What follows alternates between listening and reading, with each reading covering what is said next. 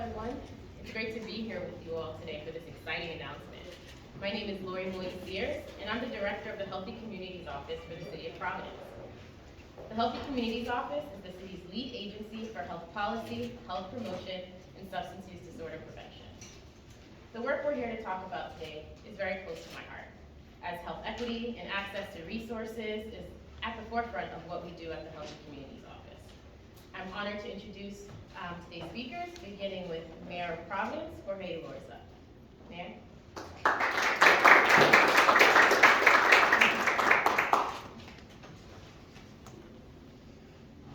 Good morning, everyone. I want to begin by recognizing Laurie, our Director of the Healthy Communities Office. She's been spearheading this work for my team in my office, so thank you, Laurie, for bringing us to this point. There are a number of folks that I want to recognize, many of the folks behind me. I want to recognize a colleague in office and someone who's been a thought partner with me and my team throughout this work, Councilwoman Mary Kay Harris, who will be hearing from in just a second.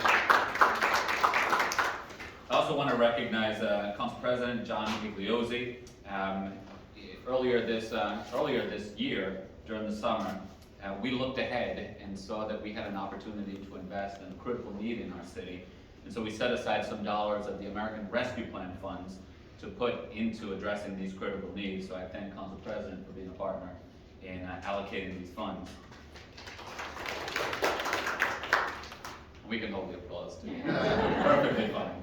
A couple other colleagues in office, Council President Pro Tem Pedro Espinal, Councilman Oscar Vargas is here as well, so thank you to you guys for your support of this work. And as everything, there's only so much that we can get done on our own. If we really want to hit our stride and maximize the impact, we need all of our community partners. So I want to thank Neil Steinberg, who's been a great partner to the city and to the community for many, many years, and I appreciate you, Neil, for continuing to lead the way. I also want to recognize Cliff Wood, another great partner from the Providence Foundation, and that is working with us on a host of different issues, and certainly this one because it's as important as it gets. And last but absolutely not least, perhaps the most important partner in all of this work, because they're the folks that are actually going to be doing this work, reaching into the front lines, or living in the front lines and reaching out to help and support the folks who need it the most, is Karen Santilli, President and CEO of Crossroads. So thank you, Karen. And can I ask folks to actually clap for Karen? We all know that this pandemic over the past going on 2 years has been a hardship for all of us at a personal level and at a community level. We also know that as difficult as it's been for, frankly, all of us here in this room, our most vulnerable neighbors have been hit the hardest, especially when we think about those that are having issues of housing insecurity. The issue of homelessness is not unique to Providence. It's complex and it's multifaceted, and it requires our entire community to come together with solutions that are both creative and compassionate. The rise of homelessness is one piece of the larger affordable housing crisis. When there's a shortage of housing available, the most vulnerable individuals, single women with children, folks with mental and physical health conditions, those involved in the criminal justice system, and many others are often squeezed out of their housing first. The complexity of this issue requires many different strategies. And as part of the city's commitment, we have invested $5.5 million since the start of the pandemic to address homelessness. Here, we're announcing another significant investment in the housing and social supports that our most vulnerable residents need at this time. In fact, I'm proud to stand with members of the City Council, who I just mentioned, and others, today to announce another investment to address homelessness in our community. Together, we're announcing a $495,000 award of American Rescue Plan dollars to Crossroads, Rhode Island, to support a new citywide mobile diversion program for Providence residents experiencing unsheltered homelessness. Now you may ask, why $495,000 and not $500,000 even? Because those additional $5,000 were used in a very creative way at very much the leadership of Councilwoman Harris's suggestion to address some immediate needs that unsheltered individuals were experiencing in our city. So altogether, this is a $500,000 investment. Crossroads, Rhode Island is an incredible asset in our community. They're known for their long-standing work to assist those experiencing homelessness, and these dollars will assist them in helping individuals to either regain permanent housing or enter a shelter or transitional housing program. I want to pause here for just a moment and recognize Crossroads for their wholehearted embrace of a housing-first strategy. We know that folks experiencing challenges, sometimes those challenges are multifaceted. But unless we address the issue of housing instability, it's almost impossible to address the others. So I'm also thrilled to be here today with the Rhode Island Foundation, the Providence Foundation, the Downtown Improvement District, and together, and collectively, we are, as a community, led by the Rhode Island Foundation, announcing the creation of the Healthy and Safe Providence Fund. This is a philanthropic effort to support local nonprofit organizations that are dedicated to this work, and I'm sure folks will go into that in much greater detail after I speak. But I want to take this moment to recognize Neil and the Foundation, along with all of our partners, for moving that initiative forward. As the pandemic continues and winter approaches, these investments could not come at a more critical time. These initiatives are more than just investments in housing. They represent an investment in the public safety and well-being. Ensuring the safety and stability of every resident in Providence is a top priority, not just of me, but of all of us. Whether that comes in the form of police officers, fire departments responding to emergencies, or an outreach worker supporting someone experiencing behavioral health issues, we are all part of the solution, working together to keep everyone safe. Without the work and collaboration of partners like the Providence City Council, the Rhode Island Foundation, the Providence Foundation, the Downtown Improvement District, and Crossroads, Rhode Island, these initiatives would not be possible. It will take all of us to address these crises facing our community now and into the future. And I want to thank each of these partners again for helping to lift our most vulnerable residents up in their time of greatest need. And as we work to address these issues in the long term and moving forward, I know we can count on strong community, stakeholder, philanthropic, and citywide support to address these issues during this critical time. So thank you, everyone, and I'll hand it back to Lori.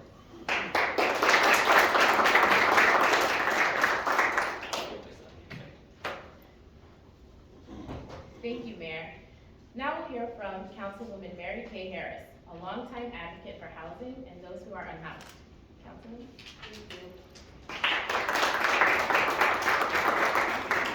Thank you. I want to thank you for the opportunity to stand here today. I am Mary Kay Harris. I represent Ward 11. As many of you know, as you were approaching this building today, the cold outside was unbearable. For me it was. And for many of the people that are living in these encampments, that's what it feels like today. Because there is no heater, there is no opportunity for them to stay warm. First, before I go any further, I want to say that I want to recognize my colleagues here, especially the mayor, who immediately understood, like Dr. King, and there's a time when you have to do what's right, and that time is now. And he did recognize that by establishing some funds. So we want to talk a little about that. But I want to first recognize some of my colleagues, Councilman Espinal, Councilman Boris, and my council president, Igliosa. Sorry about that. And especially recognizing all the people that are standing behind me today, because the mayor has spoke very candidly about why it's important for us to be here today.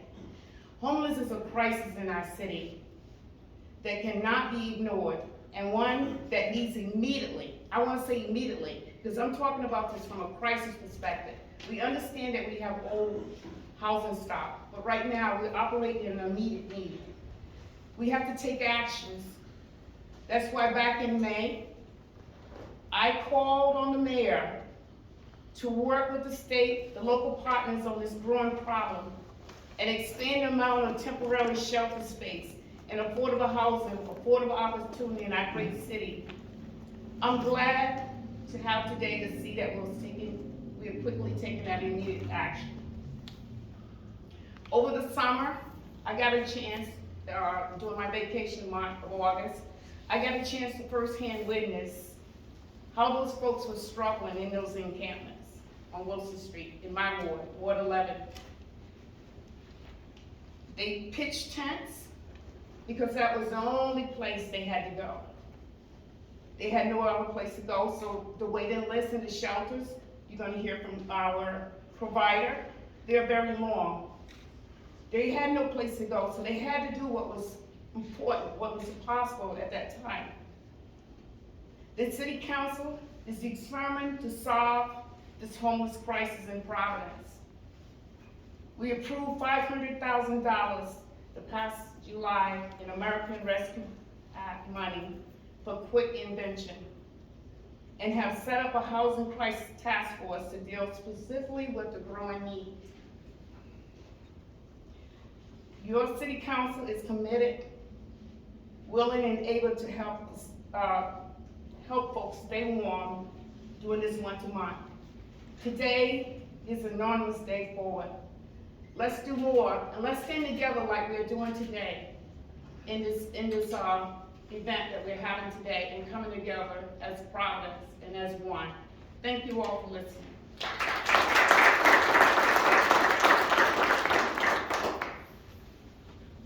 Thank you, Councilwoman. Now we'll hear from Karen Santilli, President and CEO of Crossroads, Rhode Island.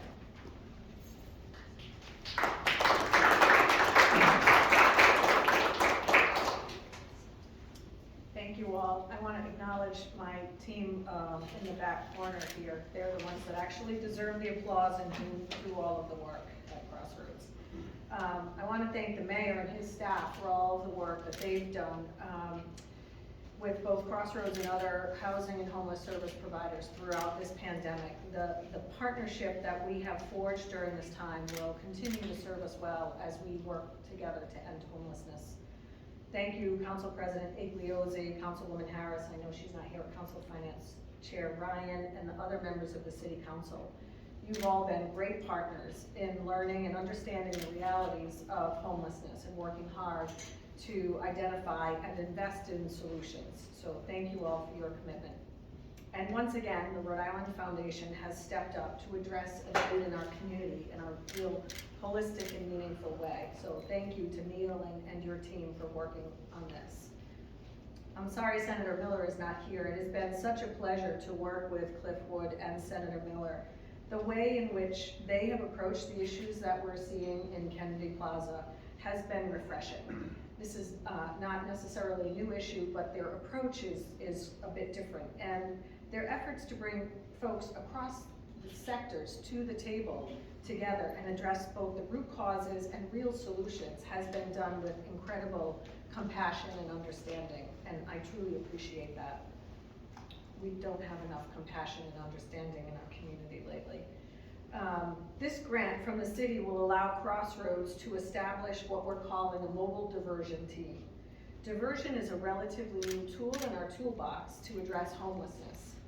We meet people where they are, and we help provide the support and resources that they need to end their homelessness. Sometimes that is simply a referral to a partner agency offering substance use or mental health supports. Sometimes it's helping with housing applications. Sometimes it's reuniting people with members of their family so they can go back and live where they had been previously. And oftentimes it means a one-time financial assistance for utility arrears, transportation, security deposits, and first and last month's rent. This grant will allow us to hire 2 full-time housing stabilization case managers and bring those resources to individuals living outdoors and in places not meant for human habitation. We look forward to working with the city, Downtown Improvement District, and all of our partner agencies and other organizations to maximize the outcomes towards ending homelessness in the city. Thank you.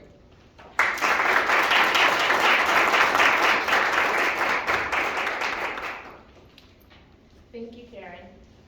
The Rhode Island Foundation plays such an important role in today's announcement. Let's hear from Neil Steinberg, President and CEO of the Rhode Island Foundation. Neil? Thank you. It's a pleasure to be here to host this, and great thanks to actually everybody in the room, the mayor and his leadership, the leadership and the members of the city council, my friend Cliff from the Providence Foundation, and of course, Karen as a key provider and long time advocate. This is not a new issue, as people have said. And so we've provided funds in the past. We fund most of the organizations that deal with the population.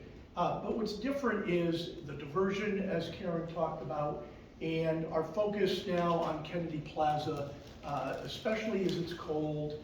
Yes, that's when it gets all the attention, but we do need permanent solutions. So we're pleased to partner with the Downtown Improvement District, the Providence Foundation, to initiate the creation of the Healthy and Safe Providence Fund.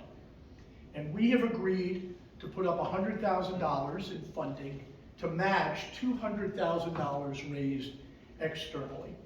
And let me talk about that for a minute, because we need to both challenge and inspire the business community downtown. Too often, I and others hear the expression, we need to get rid of those people. We need to move those people. There is not a those people. I've been working downtown here for 45 years. There's a person who lost their job. There's a person who had trauma. There's a person who has substance abuse and other issues to deal with. There's a person who can't find a place to stay tonight. And that's a very key point. I was thinking about it last night just quickly, and I don't know why this popped into my mind, but if any of us were walking by and we saw somebody that fell in a hole, we'd extend a hand and help them out of that hole. And the next time we saw them or somebody different in a hole, we'd extend our hand and get them out of the hole. Eventually, we'd figure out, fill in the hole, and they won't fall in. That's what this is. This happens over and over with too many people, and we need to help them today, and we need to fill in that hole called homelessness with supportive housing, with permanent solutions, with wraparound services. So the purpose of this fund is to support evidence-informed outreach work. As Karen talked about, go see people where they are. And if you don't know where they are, come to our tunnel downstairs here, and we'll find people every morning. It is very unfortunate, and it is very hard to watch. We need to provide these basic needs and services for people. We'll also fund the expansion of the Downtown Improvement District's Clean and Safe team.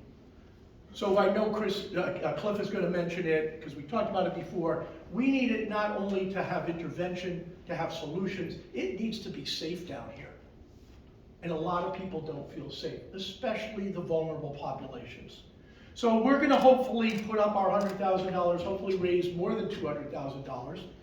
We've had some early contributors, the Convention Center, Larry Leppour's here. We've had the Providence and Warwick Convention and Visitors Bureau and PPAC, but we got a long way to go.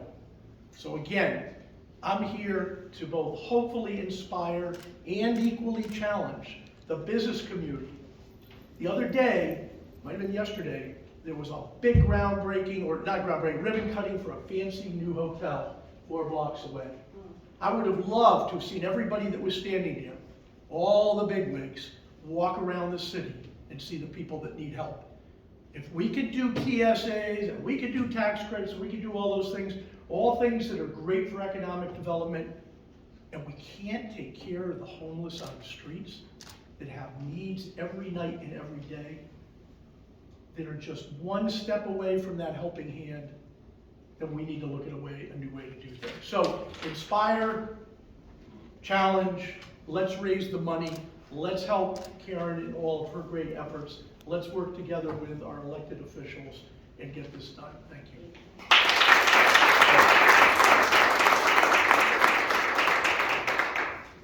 Thank you so much, Neil. I'd like to pass it over to Cliff Wood, the Executive Director of the Providence Foundation. Cliff?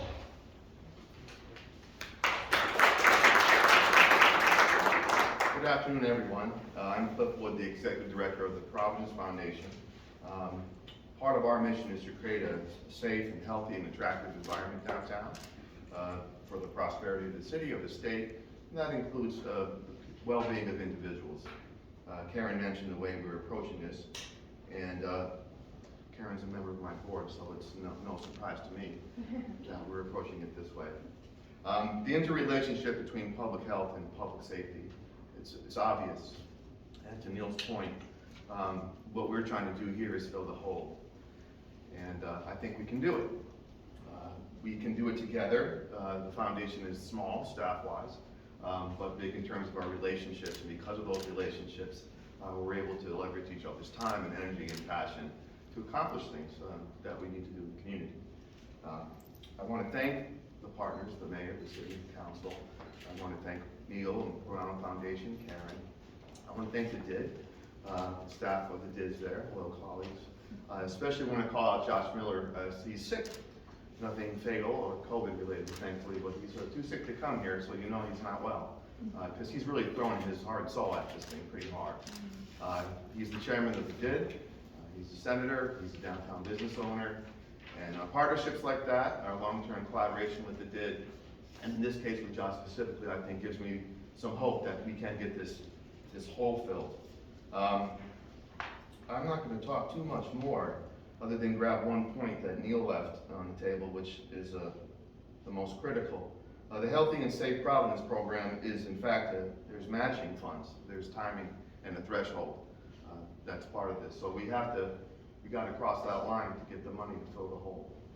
So if you can donate, especially individuals for sure, but if anyone has the capacity as a large company or institution, and if you maybe even really haven't thought about these kinds of things as the things that you can contribute toward, take another click or two higher and recognize for us to succeed as a city, we have to succeed collectively. We have to succeed together, and it's all of a piece. So this public health and safety relationship, super important.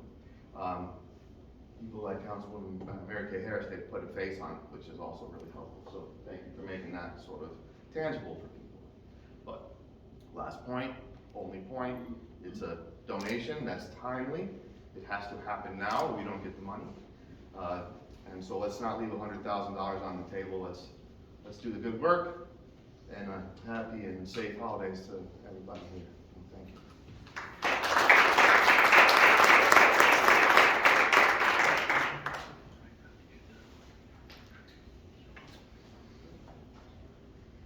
You can contribute at rifoundation.org.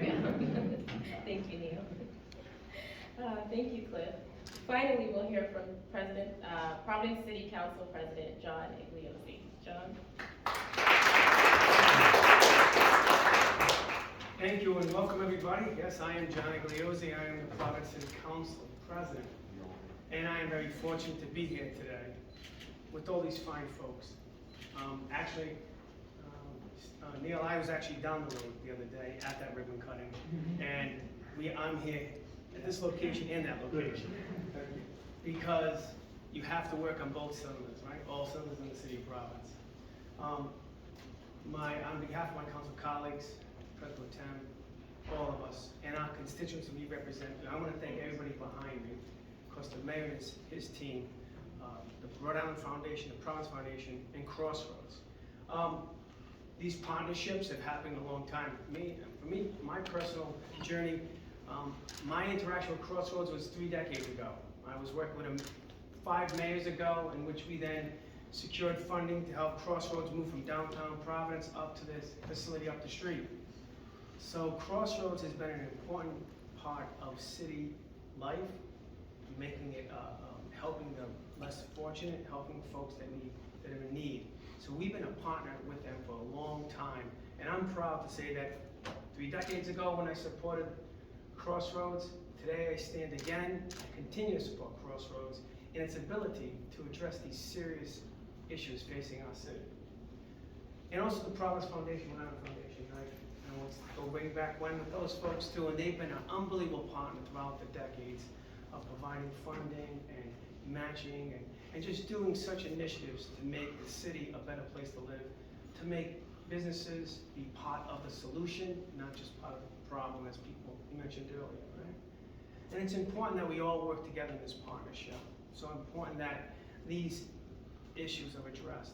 This is a small number we just mentioned, but I think it's a springboard to continue to put the light on this issue. And as we all look out the window, when we look out City Hall during council meetings, we see this homeless issue. We see this problem every day. And it's serious and it's growing. And so we need to give a helping hand, right? Part of my role and my council roles is to give a voice to the voiceless, to give a hand to the folks that need it. That's our primary role. And I'm proud of what we're doing here today. I'm proud of Councilman Harris. She's been an advocate ever since I've known her, a long time ago, when she was advocating for these exact issues way back when, with President Pro Tem in the audience. And she's been a zealous advocate addressing these issues. She understands it, she recognizes it, and she helps us open our own eyes to the issues. So I want to thank her personally, by the way, helping me in that journey, to appreciate how important it is for us to support her and this issue today. So I want to give a real big. She's been there from the beginning, and she's here today. Finally, I just want to wish everybody, of course, happy and healthy holidays. And I do agree, and we need to help out with this foundation matching. That's Cliff Wood. Actually, another person I served with on the council way back when, I think 2 decades ago. So it's important. You know, anybody has a little extra money, go on, what is it called? RISefoundation.org. All right, I wish we had it right in front. Go on the org, give $1, give $10, give $50, give $100, give what you can. This is the season for giving, so I urge you all to do so. I'm going to, I hope all of you will. And also, I look forward to Karen Santilli and her team for hitting the ground running with this money. And if you need additional help and resources, the City Council is ready, willing, and able to help you with the needs, with the resources you folks need to help you address this issue. With that, thank you all. God bless and be well. Will you be taking questions? Yes, thank you, Council President. We will be taking questions now. Thank you all for joining us here today, and thank you to our speakers. You want to just facilitate that? Oh, sure. Steve Crampton. Question 1. Go ahead, Pat. Okay. I guess this is really addressed to the greater body, whoever wants to step up. The NIMBY problem in this town is pronounced and real, and it comes from both sides of the economic spectrum. On one level, you have former Mayor Paolino, who has worked overtime, almost his life's mission, to inoculate Kennedy Plaza from any vestiges that would impact his property values. On the other extreme, you had Echo Village on the south side, and you've got people in this room who are applauding donations to the Rhode Island Foundation, who openly opposed Echo Village, and that would have provided at least some interim housing. Anyone want to speak to the NIMBY problem in this town?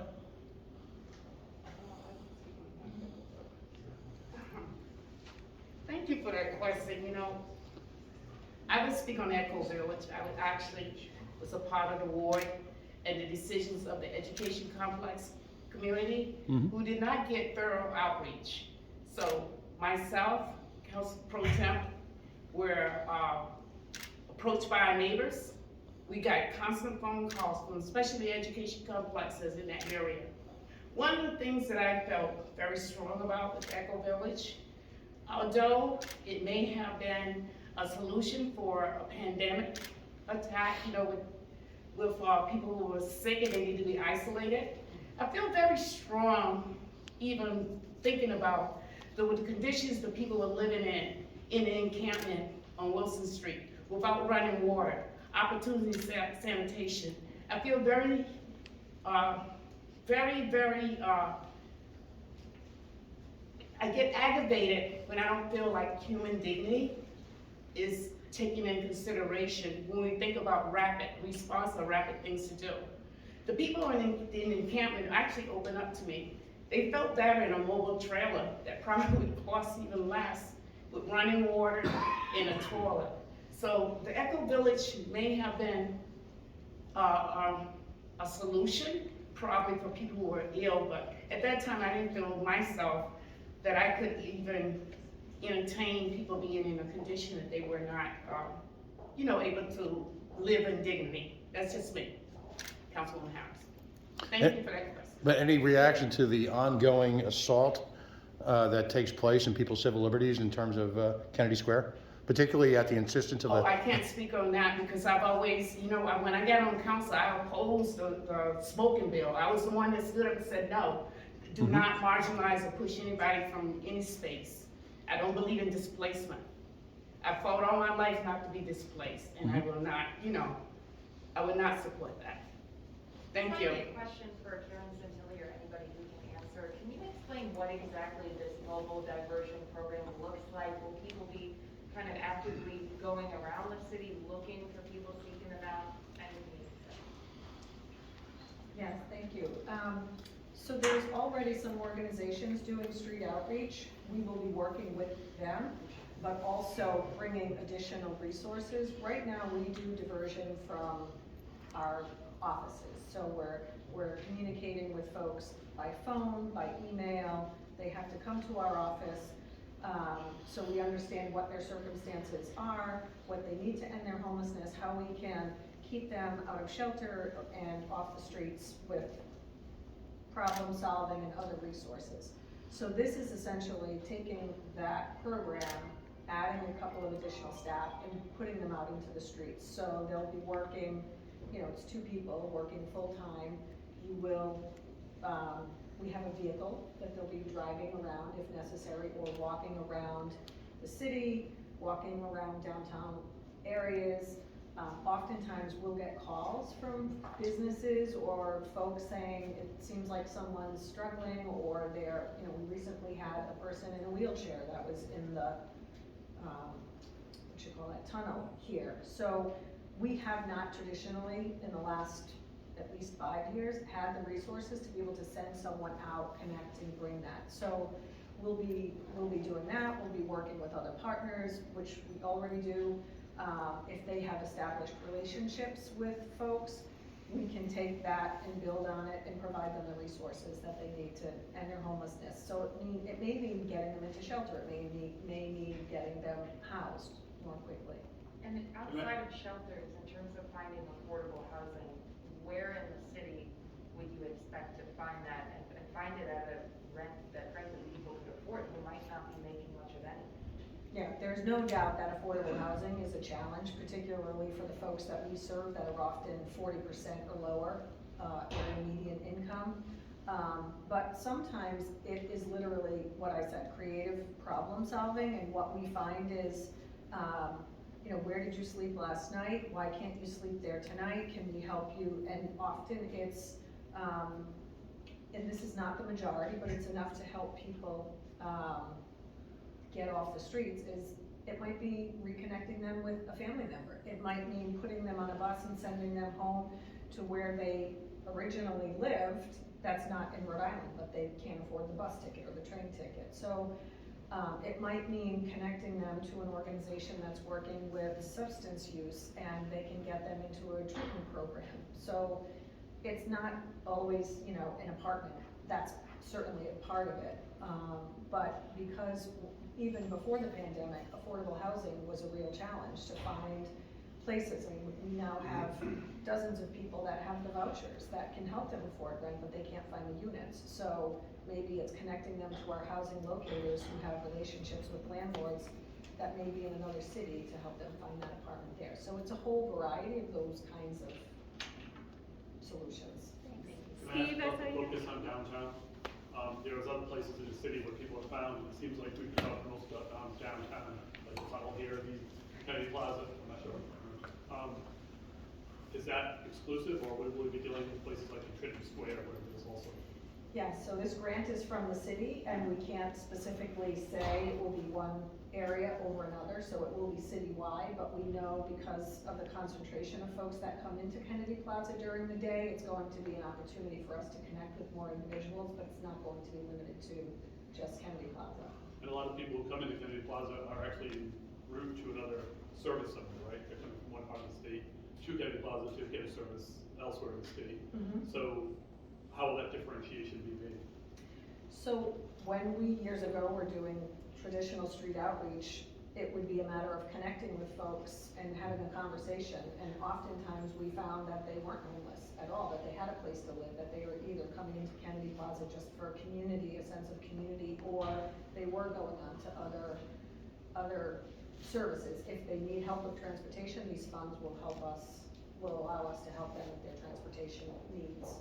And I just have to ask, if law enforcement will be involved in this at all, because I know that scares many people who are in this position. I wasn't Yeah. sure how, going their approach, how would they be approached? So we have a really long-standing and positive relationship with the Providence Police Department, and if Commander Verdi were here, if I could speak for him, he would say we can't arrest our way out of this problem, so this isn't about arresting folks. It's about providing them the services and resources that they need. Sometimes the patrol that are here downtown know individuals, and that's gonna be a part of us. The same with the Yellow Jackets. They know folks, they're down here all the time, and they'll be able to connect our folks to the folks that need the help. All right, I think Neil has an announcement he would like to Yeah, make. just quick, it's wonderful, this works. We just got a text from Buff Chase and Cornish Associates that they are committing $25,000 to the fund.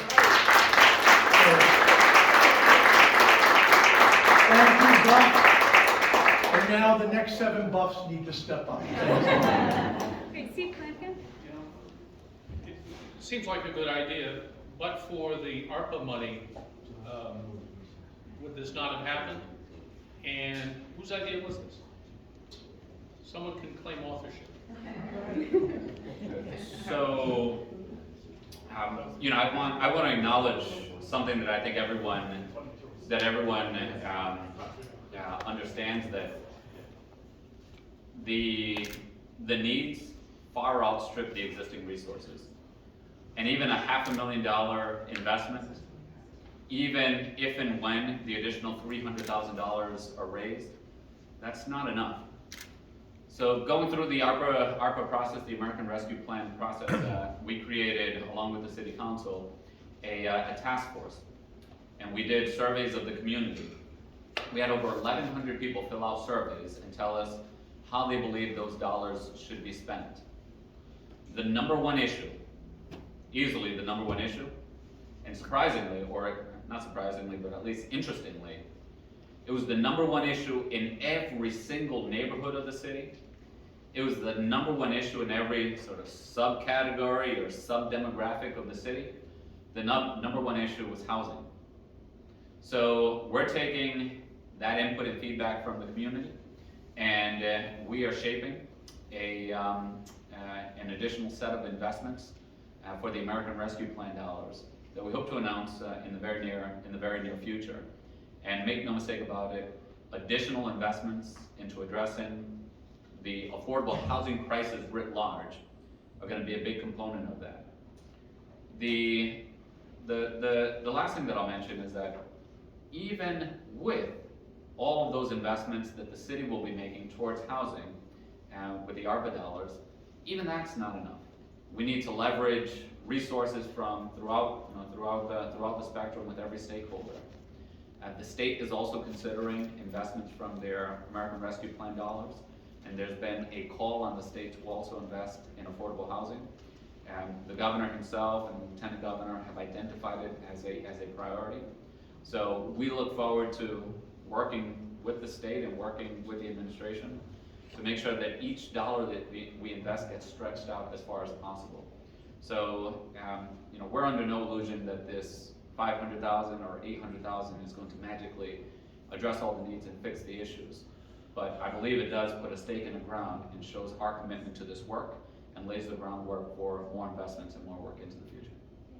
All right, last call, any questions? Yep, Mayor, you've already put up $5.5 million toward homelessness in Rhode Island, or in Providence, since the beginning of the pandemic. This is another $500,000. A lot of advocates are saying that the state, there's a lot of inaction when it comes to homelessness. They're not doing something quickly. Does that have anything to do with putting up these funds today? So this has been in the work for a long time. We've identified this as a critical need for a long time, and we've been working to get this going, to design the program and to announce it and get it to this point. One of the challenges around an issue like this at the city level is that all of the causes And perhaps even all of the solutions don't lie at the city level. But when you look at the challenges, they almost entirely manifest themselves at the city level. And so with the absence of leadership at every level, we have to step up because there's just no other way. And that's what this investment represents.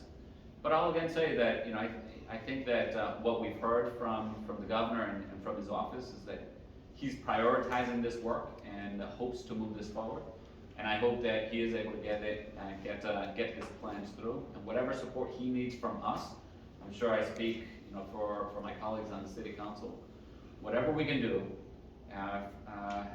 to help anyone who wants to make further investments into the space, consider us partners, and we will help advocate and do whatever is necessary so that we can make these investments together. Thanks, and I do think Neil wanted Yeah. to. I just wanted to supplement what the mayor so eloquently talked about and just remind people that 2 months ago, we issued with a group recommendations for the $1.1 billion of ARPA funds, and $405 million was recommended for housing. So not only did Providence see it mentioned everywhere in the city, we heard it all over the state. And we placed that recommendation with the Speaker, the Senate President, with the Governor as the top priority, along with the other recommendations that we made, housing. So this is a topic, it needs action, and that's what we hear, but it is top of mind in many places. All right, and our last question. I'm just wondering, how long do you expect the $500,000 to last in funding this program, and is there like a long-term funding strategy moving forward?